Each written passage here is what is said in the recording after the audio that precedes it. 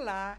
No Saber Saúde já tivemos a oportunidade de falar sobre câncer de mama com profissionais de destaque no nosso estado e no país. Médicos verdadeiramente comprometidos com a causa. Nunca perdemos a oportunidade de levantarmos esse assunto, porque entendemos que quanto mais dicas e informações trouxermos, mais esclarecida estará a população. Mas o que é o câncer de mama? Como se desenvolve? É exatamente a multiplicação desordenada de células anormais nas mamas, resultando em um tumor maligno que pode invadir outros tecidos e órgãos. De acordo com o Instituto Nacional do Câncer, o INCA, é o tipo mais comum entre as mulheres, isso no Brasil e no mundo, embora também possa afetar homens, mas em escala bem menor. A doença pode se manifestar de inúmeras formas e caracteriza-se pelo aparecimento de nódulos, alterações na pele da mama, como se fosse uma aparência de casca de laranja, e secreções no mamilo. O câncer de mama é a neoplasia maligna mais incidente em mulheres. Dessa vez, nossa conversa será com o médico Felipe Freitas. Dr. Felipe tem formação em radiologia pelo Hospital das Clínicas da USP, lá em São Paulo.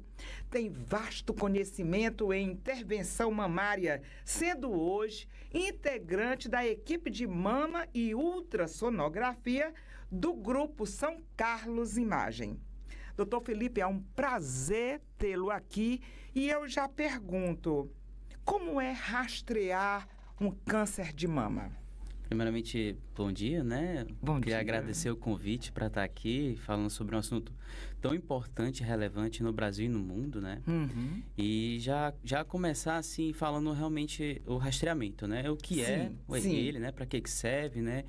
Que às vezes fica uma dúvida mesmo, né? De como iniciar, do que fazer. É verdade. Então, esclarecendo a população, né? Basicamente, assim, o rastreamento, ele é um início, né, de uma detecção precoce, né, do câncer de mama, né? Sim, então, sim. é para isso que ele serve. Então, normalmente, essa detecção, ela vem de pacientes assintomáticas, né? São aquelas pacientes que não têm sintomas, né? Não tem aquele nódulo palpável na mama, né? Sim. Então, quando é que a gente começa esse rastreamento, né? Todas as sociedades, tanto de mastologia brasileira, de mastologia, né? O Colégio Brasileiro de Radiologia, né? Sociedades americanas e europeias recomendam que todas as mulheres iniciem o rastreamento com a mamografia a partir dos 40 anos de idade. Certo. A temporalidade do rastreamento é anual. Então, todo ano você vai fazer a mamografia para detectar precocemente essas lesões, né? Principalmente aquelas lesões precursoras, né? Que a gente quer pegar logo ali, no início, né? Sim. Então, é basicamente isso. Então, assim, a mamografia, ela é muito importante, né? Ele é o método mais importante. Ele vai detectar não só nódulos, né? Não só assimetrias, mas também calcificações. É aí que está também a importância delas. As calcificações, elas são extremamente importantes, né? Porque elas, não normalmente, mas muitas vezes, as doenças do câncer de mama começam com essas calcificações. E só a mamografia para identificar. Só a mamografia. Basicamente, sim. E é fundamental obter esse diagnóstico. Qual o rastreamento fora a imagem que se tem à disposição? Porque a gente ouvia muito falar em punção, né, antigamente. Sim. Como é feito? Quais são os outros exames que nós temos com esse objetivo? Pronto, perfeito. O rastreamento que a gente fala desse anual, né? São de pacientes que têm médios fatores de riscos, né? Não são de alto risco, né? Então, as pacientes que não têm fatores de riscos tão elevados, né? Elas iniciam esse rastreamento que eu falei agora, né? Sim, a partir dos 40 anos. Né? Quando a paciente tem um alto risco, o que se caracteriza como alto risco, né? É aquela paciente que tem um histórico familiar importante, Sim. né? Que são aquelas que têm uma mãe ou uma irmã que são parentes de primeiro grau, que tiveram câncer de mama com menos de 50 anos. certo? Então, se ela tem essa histórica, ela entra já em outro patamar de rastreamento, onde eu vou incluir não só mais a mamografia, onde eu vou incluir também um exame chamado ressonância magnética, Sim, tá? sim. Então, a ressonância magnética entra como um rastreamento para pacientes de alto risco, certo? Certo. Outras metodologias de imagem que a gente pode ter é o ultrassom. Mas veja bem, o ultrassom, ele é um exame complementar. Ele nunca pode ser primeiro do que a mamografia, certo? Então, assim, E o que determina, doutor? Eu tenho uma mamografia e o médico vai me pedir para que eu possa fazer um ultrassom. O que é determinante nesse momento? Pronto, perfeito. O que é determinante é o quê? Primeiro, hoje em dia nas clínicas, hoje nos hospitais e tudo, os mastologistas muitas vezes já começam pedindo a mamografia e o ultrassom, principalmente na rede privada. Por quê? É de ampla não funcionalidade, mas existe em todas as clínicas. Então, o ultrassom hoje está difundido, hoje é uma máquina super acessível. Então, o exame é acessível e que tem um custo não tão alto. Então, os mastologistas, para ter uma maior sensibilidade na detecção, pedem os dois juntos. Certo. Então, quando a paciente chega na clínica, ela tem que entender que ela não pode pular etapas. Então, por exemplo, ela não vai fazer primeiro ultrassom para depois fazer a mamografia. Ela chega na clínica, faz primeiro a mamografia. O médico que está lá, né, presente, ele antes de fazer o ultrassom, ele deve avaliar a mamografia lá mesmo na hora, tá? Após a avaliação, né, geral dessa mamografia, é que a paciente vai fazer o ultrassom. E o olhar clínico do médico radiologista, né, ele deve ser guiado pela mamografia, né? Então, por exemplo, se eu vi um nódulo na mamografia, tá? Esse nódulo, ele é melhor caracterizado morfologicamente, né? Então, os seus contornos, a forma do nódulo, que aí essa parte é importante, né? A morfologia do nódulo, na verdade, é o que caracteriza mesmo se a gente vai poder biopsiar ou não esse nódulo, né? Então, é melhor visto no ultrassom. Então, se eu vejo um nódulo na mamografia, ela deve ser vista no ultrassom, para a gente caracterizar melhor a morfologia. Daí a gente pode indicar ou não fazer o quê? A biópsia, né? Dependendo dessa morfologia que a gente conseguir visualizar. Certíssimo. É basicamente isso. Então, assim, a partir desse momento, né? Antes da paciente ir para a biópsia, o médico radiologista, ele indica, ele sugere no laudo, porque normalmente eu faço isso nas minhas atividades diárias, o que eu faço, eu sugiro, e aí o mastologista, a partir de um conjunto de exame físico, mamografia, ultrassonografia e até ressonância, ele faz uma avaliação conjunta e aí sim ele determina se a paciente vai precisar fazer ou não a biópsia. Doutor Felipe, vamos mudar um pouquinho. Há uma correlação, há uma conexão entre o câncer de mama e de tireoide?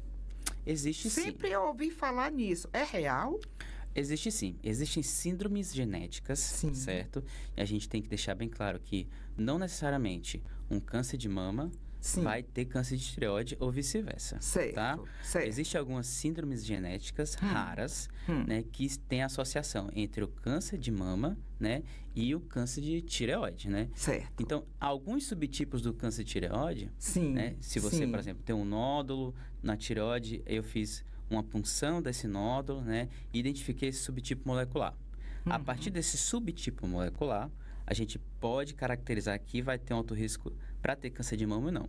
Elas não estão intrinsecamente sempre associadas, mas a gente tem que sempre levantar a cabeça e entender que alguns subtipos podem ter relação. Que pode ter. E aí, uma mulher que teve, né, um câncer de tireoide, ela vai precisar fazer o rastreamento mais precoce por câncer de mama.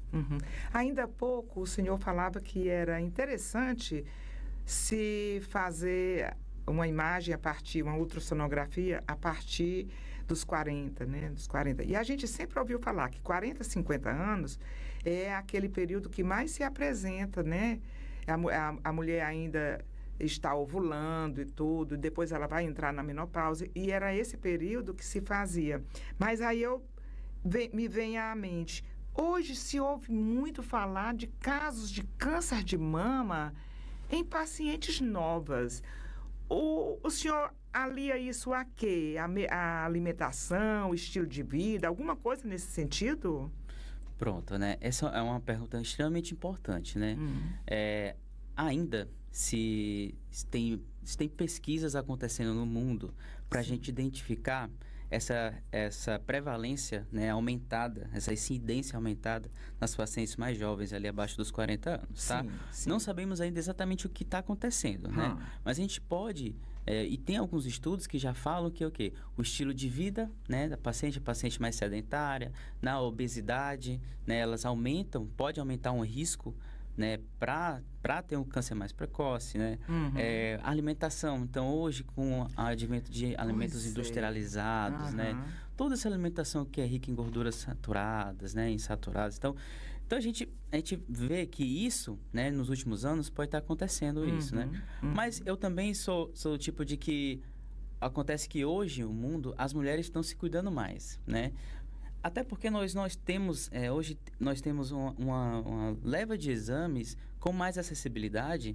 Então, as pacientes elas estão procurando mais os médicos, elas estão procurando mais o radiologista para fazer um exame mais cedo, mais precoce.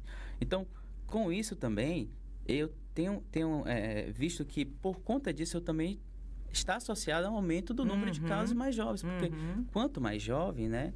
Mais detectado e mais procura jovem, esse câncer vai ser detectado mais cedo, né? Então, a gente também tem essa associação, né? Entre outras múltiplas coisas, já falam que tem associado também com agrotóxicos, né? Sim. Com medicações, Com medicação tóxicas. Se fala muito, né? Sim, então... Eu não sei se o senhor ouviu falar, essa semana teve um boom aí, todo mundo falando, unha de gel pode causar câncer e também pode atrapalhar na hora que a pessoa quiser engravidar, alguma coisa nesse sentido.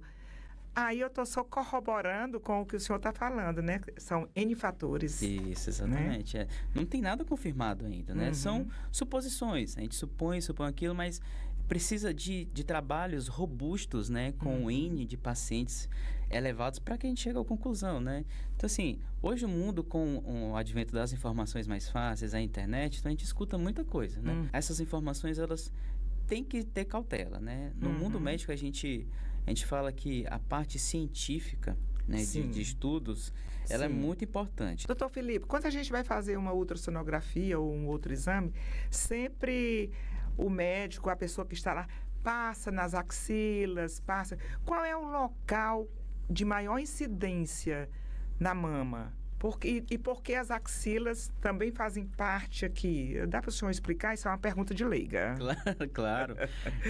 Não existe exatamente um ponto específico de maior incidência na mama do câncer, né? Sim. Ela pode estar em qualquer lugar. Sim. Tá bom? Sim. Mas é uma pergunta interessante. Doutor, mas por que as axilas estão incluídas no protocolo de pesquisa, né? Chama atenção, né, doutor Felipe? Isso, exatamente. Então, assim, para todo mundo entender por que se faz as axilas também, é importante que a gente entenda que para todo câncer a gente precisa de um estadiamento, né?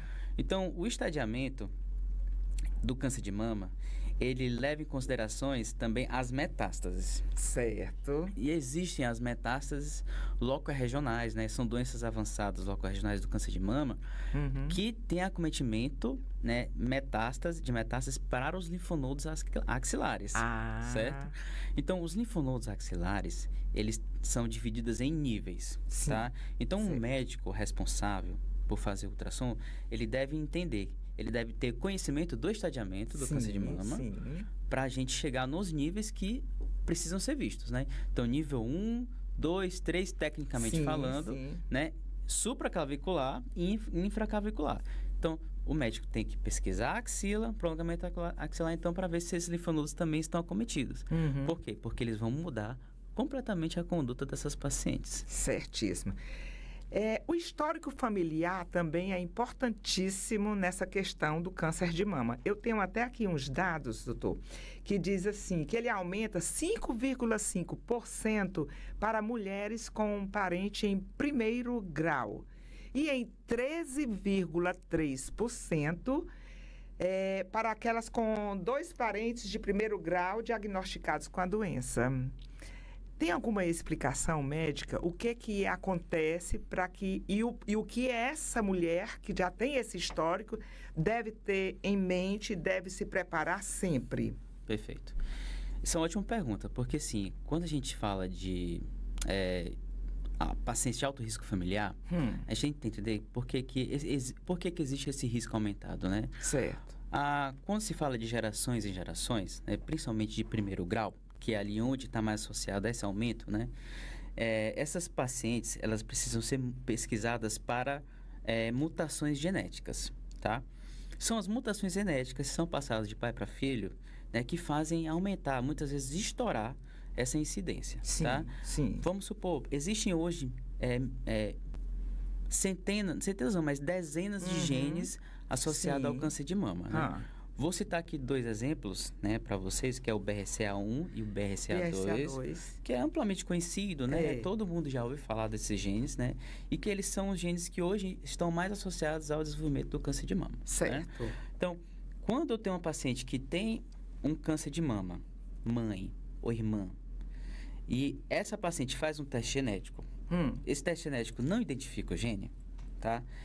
Ela, mesmo assim, vai ter um risco aumentado. Por quê? Porque ela pode ter genes que ainda nós não conhecemos, ainda não foi mapeado, que pode aumentar o risco, tá? Então, assim, hoje está muito evoluído. Hoje nós temos dezenas, mas cada ano que vem vai aparecendo mais. É por isso que cada ano que vem os tratamentos oncológicos, eles têm que ser totalmente evoluídos, tem que ser... Digamos, a farmacêutica oncológica, hoje, ela está em amplo desenvolvimento. Porque cada dia, né, nós temos coisas novas para o câncer de mama. Aparecendo. Então, assim, esse risco aumentado se deve muito a isso, né? Aos genes, muitas são passadas de pai para filho. Então, por isso que a gente tem que estar sempre atento. Né? A gente ouviu, foi assim, notícia no mundo inteiro, quando a atriz americana Angelina Jolie, ela resolveu retirar as mamas, exatamente por causa dessa alteração, porque a mãe já tinha histórico, né? Isso. É como se fosse uma cópia, os genes é como se fosse uma cópia alterada, doutor? Isso, na mutação do BRCA1, ela, na verdade, ela altera o genoma, certo? Sim. E esse genoma altera certas substâncias, moléculas que fazem com que controlem, né, o desenvolvimento desenfreado dessas células.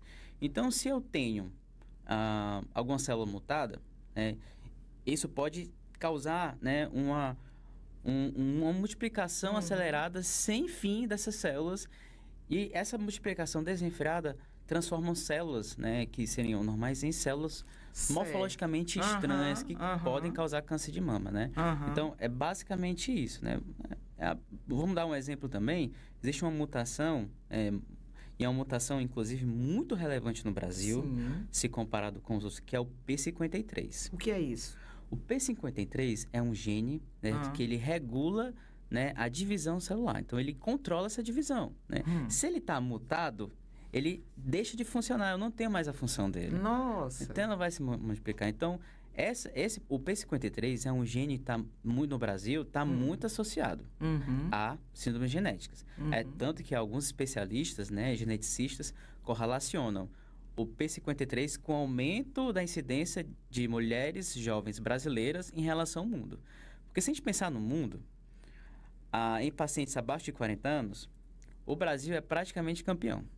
Nós temos aí uma incidência de 13% a 15% de pacientes com pacientes jovens abaixo de 40 anos. Que triste notícia! Diferente no mundo, que chega nos Estados Unidos 11%, 12%, dependendo dos trabalhos, né? Então, mas muitas desses estudos correlacionam a mutação de ser mais prevalente no Brasil, P53, do que nos outros lugares. Eu acho interessantíssimo quando uma pessoa famosa, ela fala sobre o tratamento, né? Ela expõe a doença que está tendo, né? A exemplo da Angelina Jolie, é muito interessante porque ela, como se ela tivesse quebrado o paradigma. Retirar a mama não é o fim. Sim. O senhor já teve a oportunidade de pegar pessoas jovens assim e ter que laudar um câncer para uma pessoa dessa idade, tipo 25, 30 anos. E como é o médico laudar um câncer? Isso mexe com a sua cabeça ou o profissional já se torna mais frio com relação a esse tipo de notícia? Inclusive, isso é um assunto muito delicado na hora que você conversa com a paciente, né? Porque, assim, parte do mastologista, a principal parte, né, que é juntar todos os exames, inclusive o resultado histopatológico, que foi a biópsia, e Sim. dar notícia para a paciente, né? Porém, o médico radiologista, né, que no caso é a minha área, ele pode conversar com a paciente de uma maneira sutil, porque assim, existem lesões que a gente nitidamente sabe que ali é 90, 95% para mais de chance de ser câncer de mama. Então, Sim. a gente orienta muito a paciente, assim, olha, né, a gente ameniza a situação. Ameniza. Isso aqui é um nódulo preocupante, né? É um nódulo que precisa ser investigado, né? Então, é muito importante você trabalhar nesses momentos, né? Você ter a parte humanizada, a parte de humanização com a paciente, mas ao mesmo tempo você mostrar e dizer dados para ela. Por exemplo, olha, esse seu nódulo tem alguns porcentos de chance de ser, mas existe aquele porcento de chance de não ser, né? Então, a gente tem que conversar com ela e deixar ela clara. Quanto mais você conscientizar a sua paciente durante o exame, né, ultrassonográfico, por exemplo, né? Mais tranquila ela vai ficar durante o exame. Porque você pensa, você tem uma paciente que não vai lá, faz o exame, o cara chega lá, faz o exame rapidão, né? Vai embora, né? Sem dizer nenhuma palavra. Porque como é que fica a cabeça da paciente, Exatamente. né? Então a gente precisa esse período, essa espera, e aí fica rodando muita coisa, né? Muitas vezes o diagnóstico mesmo demora a sair, porque você faz a biópsia, né? Isso na minha prática diária, que eu faço muitas semanalmente, eu sempre converso com elas, olha, pode demorar de 10 a 14 dias. Sim. E esse nódulo, ele é suspeito, né? Tem tantas porcentagens, mais ou menos ser suspeito e tal, mas a gente tem que pensar no outro lado que não pode ser. E a gente tem que fazer essa conscientização das pacientes para elas entenderem. Eu acho interessantíssimo, porque mesmo o radiologista, não sendo o médico da paciente, ele está tendo aquele contato e ele está visualizando. E essa interação é essencial. Né? Pode acalmar, pode tranquilizar em termos de não ter, mas também pode preparar aquela pessoa, né? Eu acho muito, muito, muito bacana mesmo. Exatamente. Você prepara ela para a informação, né? Você já deixa ela consciente do que está por vir, né? Obviamente que o mastologista tem essa principal parte, mas a gente também tem que conversar com a paciente para ela ficar mais tranquilizada, né? E a gente saber que hoje tem tratamento. E existem tratamentos muito efetivos. Então, não é um fim da linha, né? Na verdade, é uma guerra que a cada batalha, no final, para ser vencida, né? Então, é seguir os passos. Um passo de cada vez para dar tudo certo. O senhor trabalha diretamente com pessoas, com pacientes. Entretanto, tem um aliado importantíssimo que é a máquina, né? Uma aliada. Como é que está em termos de tecnologia essa área da radiologia, principalmente voltada para a descoberta de câncer? Pronto. Nos últimos, sei lá, 10, 20 anos, né, nós tivemos uma evolução muito grande nos mamógrafos, né? Mamógrafos hoje modernos que fazem imagens digitais de alta resolução, né? Por que é tão importante a alta resolução para nós, médicos, radiologistas, especialistas em mamas? Porque como a gente lida com mamografias todos os dias, a gente sabe que aquela lesão bem pequenininha, ela é de 5 milímetros, pode no futuro virar uma de 2, 3 centímetros. Então, essas mamografias digitais, elas te dão uma resolução de zoom muito grande. Então, você consegue ampliar a imagem numa tela digital, né? Então, na própria película, né? Específica para mamografia, que são mais específicas, a gente consegue identificar microcalcificações ali em menos de 5 milímetros. Então, você imagina assim, é menos que a metade da unha, você pegar assim, né? Então, é um negócio muito pequenininho. Bem pequenininho. Então, assim... E com tanta preocupação, né? Que representa tanta dor. Exatamente. Né? E é aí que está o pulo do gato, né? É a gente pegar essas lesões que estão no início. São as precursoras. Daí a importância do tratamento precoce, da descoberta precoce, né, doutor Felipe? Exatamente. A maioria dos cânceres de mamas, elas vão evoluir invariavelmente para cirurgia, certo? Então, assim, mas a gente, sem descoberto no começo, a gente ameniza a cirurgia. Você faz muitas vezes ali uma cirurgia local, que a gente chama de setorectomia, tira só ali aquela lesão com 1 milímetro, 2 milímetros de margem de segurança e acabou. O paciente faz manter um segmento, né? E aí ela vai só acompanhando e tudo e pronto, tá curada. Então, é para isso que serve a mamografia. É muito importante esse exame, né? Muito importante a sua função, viu, doutor Felipe? É, né? É uma responsabilidade, Responsabilidade muito grande, enorme. né? Muito grande, né? Todo dia a gente tem um medinho ali, né? Assim, vamos com calma e tudo. Nós temos um grupo da mama lá, né? A gente trabalha no São Carlos, então a gente tem um grupo da mama, a gente está sempre se conversando. Então, surgiu dúvida, sempre vai ter uma dúvida de um caso. Escuta um colega, Sim, né? são muitos casos complexos, então sempre a gente está se ajudando ali, manda a mamografia e me ajuda aqui, vem cá, vamos discutir esse caso. Então, essa avaliação multidisciplinar, inclusive com os próprios mastologistas, nossa, é extremamente importante, faz total diferença para o paciente. Doutor Felipe, nós fomos quase de A a Z nos assuntos, mas eu queria que o senhor olhasse, eu gostaria muito que o senhor olhasse para essa câmera e dissesse algo importante que não foi dito, que o senhor gostaria muito de ressaltar. O que é que o senhor tem a trazer para a gente, por favor? Pronto. Primeiro, né, é sempre importante todo mundo entender que a mamografia, ela é o método mais importante, tá? Não pule outros exames, né? Deixe o rastreamento primeiro com ele, né? Outra coisa importante é você entender que cada caso é individualizado, né? Se uma paciente, ela teve um câncer com 40 anos, não quer dizer que você vai ter. Se uma paciente teve com 50, não quer dizer que você vai ter, tá? Quer dizer que você deve se cuidar, né? Procurar sempre estar, além de fazer, né? Procurar um médico especialista nessa área, individualizar o caso. Eu tenho preocupação de que a minha mãe teve, minha irmã teve, então procure o mastologista o mais cedo possível. Individualize os casos, né? Ele vai conversar com você, ele vai entender tudo. E aí ele vai encaminhar para os radiologistas especialistas em mama também, que somos nós, o grupo da mama, que a gente está sempre atento e entrando em contato com mastologistas para a gente fazer o máximo possível para todas, né? Doutor Felipe, chegamos ao final e aqui a gente brinda com água, porque água é saúde, né? E saber é saúde. Tchim, tchim. Tchim, tchim.